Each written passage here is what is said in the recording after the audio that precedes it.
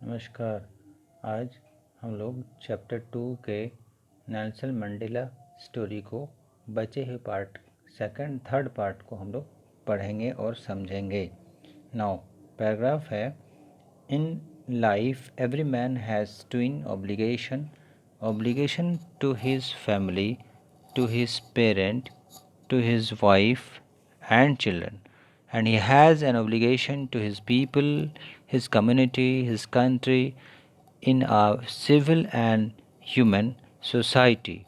Each man is able to fulfill those obligations according to his own inclination and abilities. But in a country like South Africa, it is almost impossible for a man of my birth and color to fulfill both of those obligations. In South Africa, a man of color who attempted to live as a human being was punished and isolated. Now, इसकी हिंदी सुनिए। जीवन में प्रत्येक व्यक्ति दो कार्य के प्रति बाध्य होता है।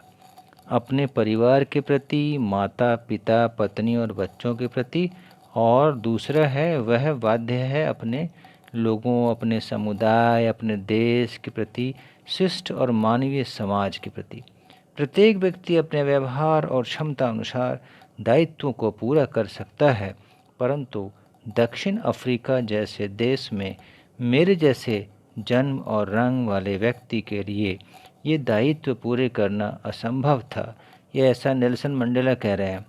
दक्षिण अफ्रीका में यदि कोई अश्वेत व्यक्ति जो अंग्रेज नहीं है मनुष्य की तरह जीने की कोशिश करता तो उसे दंडित किया जाता और बहिष्कृत कर दिया जाता।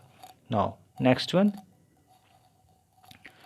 In South Africa, a man who tried to fulfill his duty to his people was inevitable ripped from his family and his home and was forced to live in life apart, a twilight existence of secrecy and rebellion.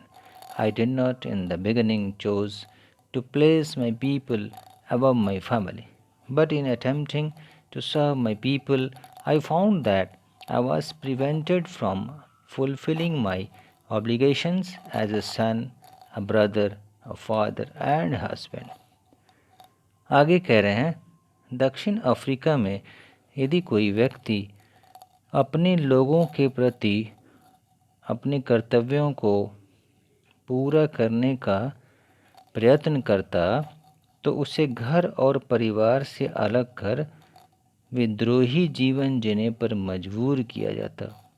शुरू में Nelson Mandela भी अपने लोगों को अपने परिवार से ऊपर नहीं माना, परंतु अपने लोगों की सेवा के प्रयास में उन्होंने कहा कि वो पाए कि उनके एक पुत्र, एक भाई, एक पिता और एक पति के अपने दायित्वों से अलग हो रहा हूँ, ऐसा उनको राइटर को महसूस हो रहा है। राइटर ने कहा next, I was not born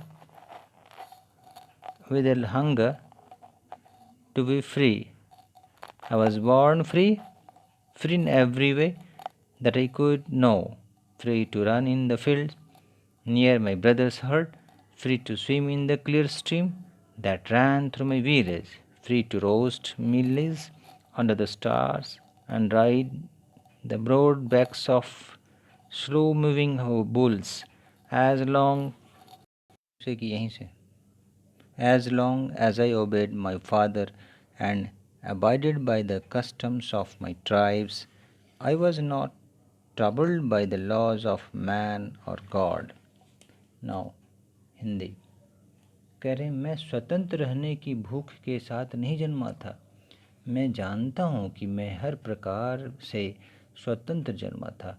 अपनी माँ को झोपड़ी के निकट खेतों में दौड़ने के लिए आज़ाद, मेरे गांव से बहने वाली नदी में तैरने के लिए आज़ाद, तारों के नीचे रात में मकई भूनने को स्वतंत्र और धीरे चलने वाले बैलों की सवारी को स्वतंत्र थे।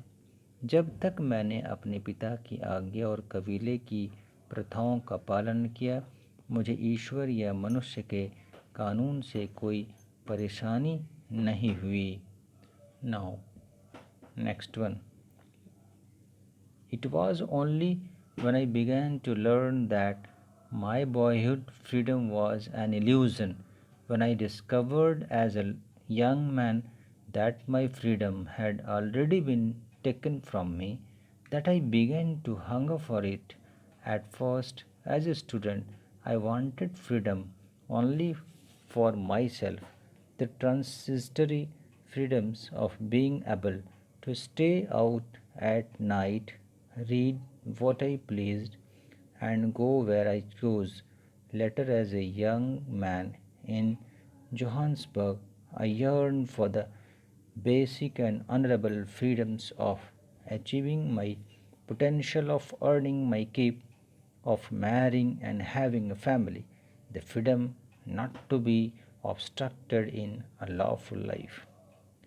जब मैंने पाया कि मेरे बचपन की आज़ादी एक भ्रम है, जब मैंने पाया कि युवा अवस्था के रूप में मेरी आज़ादी पहले ही छीनी जा चुकी है, तब मुझे में ऐसी भूख जगी।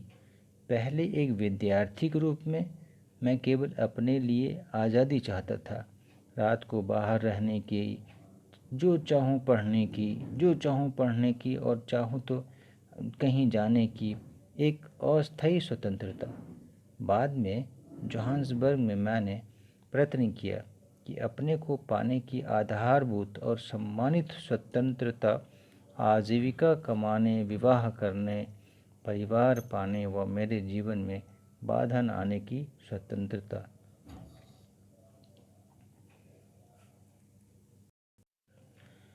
Now next para.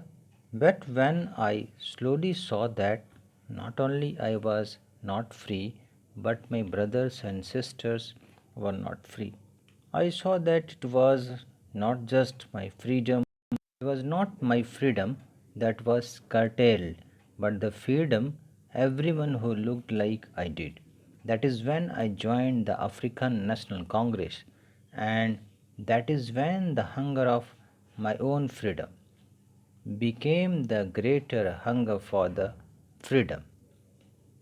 My people, that is, it was this desire for the freedom of my people to live their lives with dignity and self respect that animated my life, that transformed a frightened young man into a bold one, that drove a law abiding attorney to become a criminal, that turned a family loving husband into a man without a home, that forced a life loving man to live like a monk.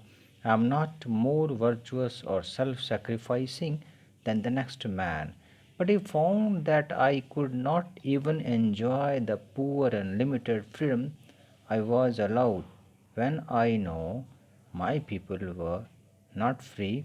Freedom is invisible.